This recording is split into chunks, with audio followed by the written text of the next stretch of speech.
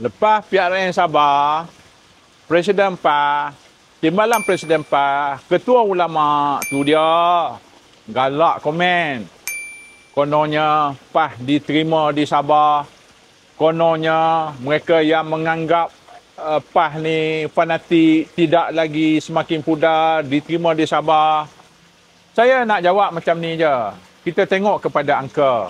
PAS ni kadang-kadang dia bercakap mengikut sentimen, tak ada angka. PAS yang bertanding di 41 buah kursi, bersama dengan bersatulah Perikatan Nasional. Di setiap satu tu, dia dapat 1,000 lebih sikit je. Itu keseluruhan. Ni, seluruh PRN ni. Mereka dapat 41,000 lebih sahaja. Bermaksud, setiap satu dapat 1,000 je. Dan daripada 41 tu, 80 lebih, sebahagian besarnya, hilang deposit. Jadi kalau ini wajah kita kata PAS diterima ataupun PN diterima, maka data menunjukkan di sebaliknya.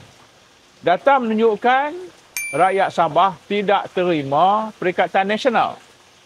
Satu. Yang kedua, adapun kemenangan Dr. Ali Akbar di Karangbunai ini merupakan fenomena sebagaimana yang disebut oleh Ilham Center adalah fenomena keupayaan kekuatan individu. Sebagaimana juga calon daripada PH, iaitu Jamawi Jaafar di Malalak. Sama juga. Sama juga dengan lagi 5 calon bebas yang menang.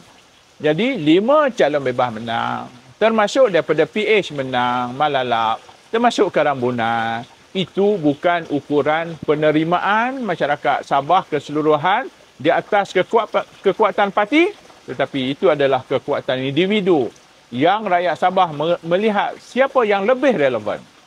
Jadi, untuk kita nak kata PAS diterima secara umumnya adalah tidak tepat daripada data.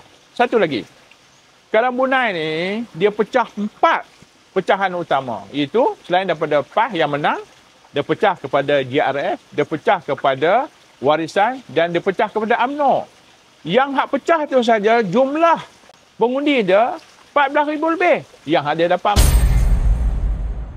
Jadi data-data, 3 data yang saya tunjuk tadi bahawa PAS yang sebenarnya bukan diterima di Sabah, tetapi kemenangan itu adalah kekuatan individu dan juga perpecahan undi yang akhirnya membolehkan Datuk Dr. Ali Akbar menang. PAS, lihat data. Jangan lihat sentimen.